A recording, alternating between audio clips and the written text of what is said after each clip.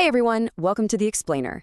Today we're diving into something really special. We are unpacking an incredibly profound and frankly pretty ancient philosophical text called the Cūḻadukkhakkhandha Sutta.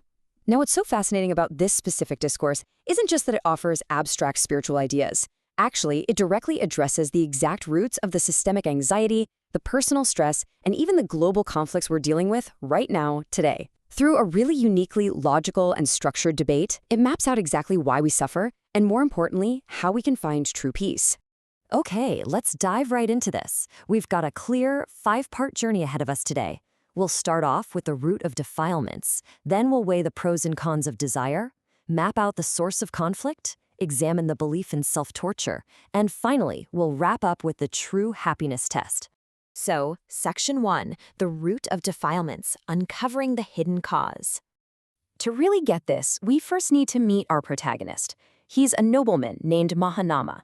Now, Mahānāma lives a good life, a very comfortable life, but he brings the Buddha a completely timeless dilemma. See, he logically knows that greed, anger, and delusion, what the text calls mental defilements, are terrible for his mind. He knows this.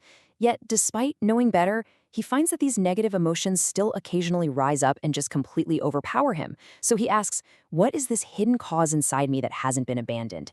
What's allowing these destructive states to just hijack my brain?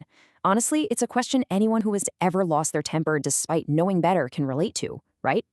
The Buddha's answer cuts right to the core of human psychology here. He explains that it's simply not enough to have an intellectual understanding that sensual pleasures are flawed. I mean, you can know that chasing worldly things gives little satisfaction and brings much suffering and despair. You can know that the danger is great. But until your mind actually experiences and accesses a higher, calmer internal peace, a joy that is totally independent of worldly desires, you are always, inevitably, going to be pulled back into those desires.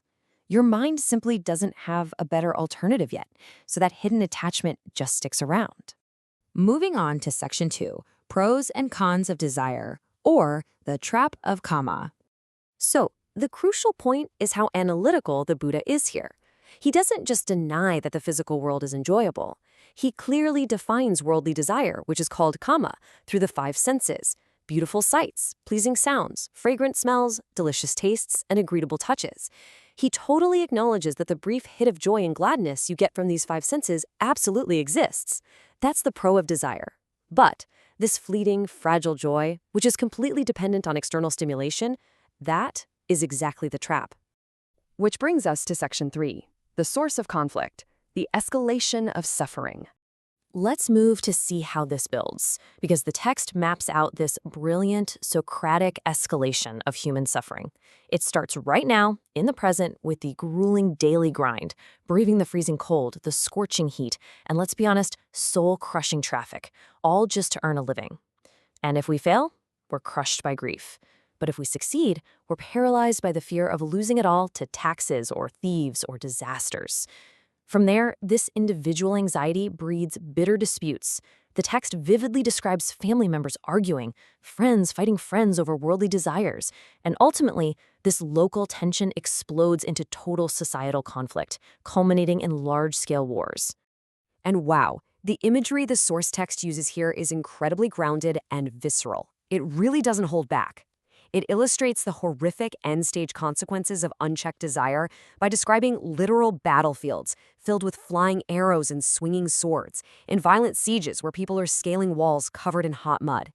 It talks about people turning to crime, like burglary and adultery, driven purely by desire, which then leads them to face severe, brutal penal tortures of the ancient world. We're talking about being burned with oil or attacked by dogs.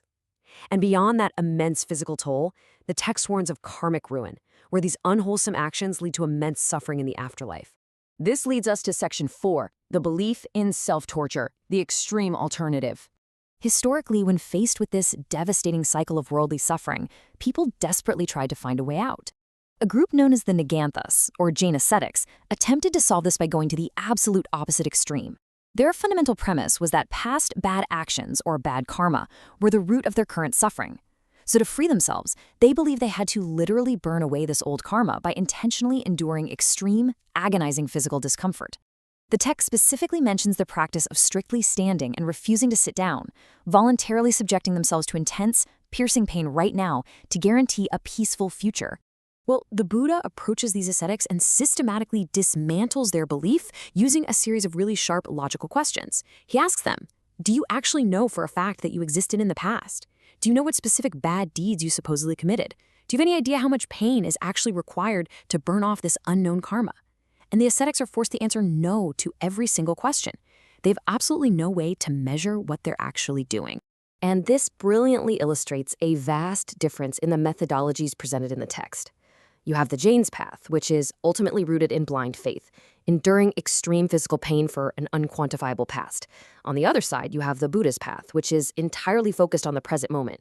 It's all about true understanding, letting go of unwholesome mindsets right now, and actively cultivating wholesome states of peace and mindfulness that you can actually observe and verify for yourself.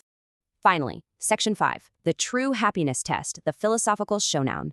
So, feeling pretty defensive, the ascetics push back against the Buddha. They argue that if true happiness didn't require suffering first, then the wealthiest, most powerful people on earth would naturally be the happiest. They specifically point to King Bimbisara of Magadha, implying that his vast riches make him far happier than the Buddha. In response, the Buddha delivers this brilliant mic drop challenge. He asks them if King Bimbisara could sit perfectly still without moving his body or speaking a single word and experience pure, unmoving bliss for just 1 day, then 2 days, all the way up to 7 full days and 7 nights. Now, what's really interesting here is that the ascetics are forced into a stunning admission. They concede that, no, the incredibly wealthy King Bimbisara could not last even a single day without moving, speaking, or seeking external stimulation. His happiness is entirely fragile and dependent on outside wealth. The Buddha, however, calmly states that he can sit in profound spiritual liberation and unshakable bliss for 7 full days and nights without moving. In this debate, the text proves conclusively that true, sustainable happiness doesn't come from worldly accumulation or chasing your senses, but from cultivating a profound, unmoving internal peace. This ancient text leaves us with a powerful mirror to hold up to our modern lives. The cycle of chasing fleeting desires, the anxiety of losing them, the interpersonal conflicts, it is all just as relevant today as it was back then. So the text challenges us to reflect. Are we building our happiness on the fragile foundation of the 5 senses, kind of like the king? Or are we doing the inner work to cultivate an unshakable bliss that remains steady no matter what happens around us? Where are you seeking your peace in a chaotic world? Thank you so much for exploring this fascinating explainer with me.